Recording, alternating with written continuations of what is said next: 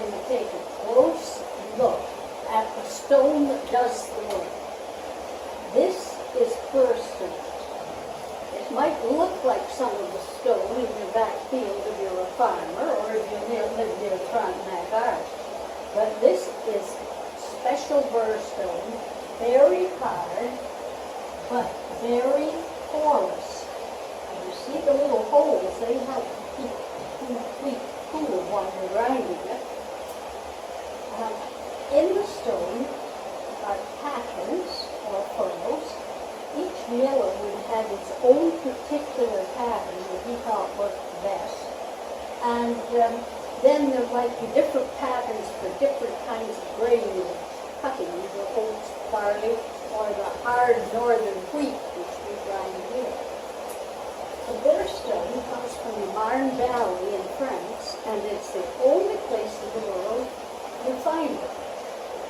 We would export, what do you think we would export to France? Not whiskey, well, not supposedly. Main exports would be lumber and fur. When the ships came back, they had to have ballast in them. So, because they certainly weren't bringing back as much as valuable or as much goods as they took over. So they would put chunks of this burrstone in the ships for ballast. When the ships arrived at Montreal, all these little pieces would be dumped out onto the pier, and a smart millwright or person who was creating millstones would rush down and pick them over and say, oh, there's a really good looking piece. Look at that, and nab that one. And then he'd say, oh, there's a little piece over there that might just fit in with this one. And so he would put it together like a picture puzzle. Depending on the size of the stone, it might end up weighing 1,500 to 2,000 pounds. After the pieces were chosen, they were plastered together, and then a red-hot iron band put around it.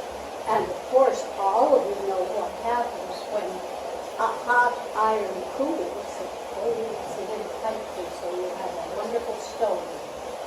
This is the cutting stone. The stone down here is a bed stone. It doesn't move.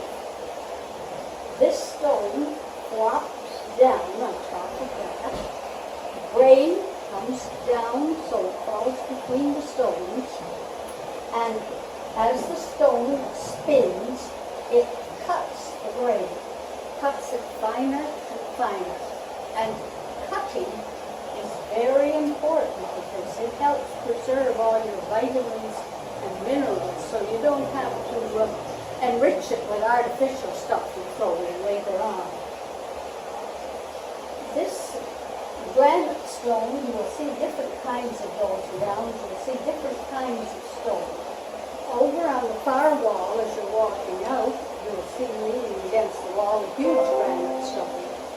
And that granite stone was may have been used for corn or oats. It would grind soft material.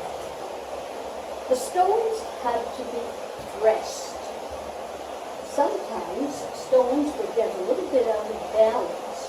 Well, right away you know what happens. If the stones are too close together, they burn the heat. If you're too far apart, you just get big chunks. So they would dress them by running a miller's staff across the stone. Wherever the stone was too high, the staff would leave a red mark, and then you would have to take a tool, like this one, and chip away the stone till it was smooth. Sometimes it was just warm, and then you would also have to chip. It would take 140 man-hours to dress the stone. So this mill, at one point, I believe, had 3 sets of stones running. This part would be working these 2, while the others were being dressed. A stone like this would last up to 7 generations of millers. This is 200 years old, this stone.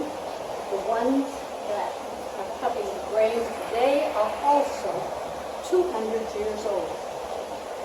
We have lots of information about how the stones are dressed, what it looks like, and of course, if you're here on the milling day, you can see them at work.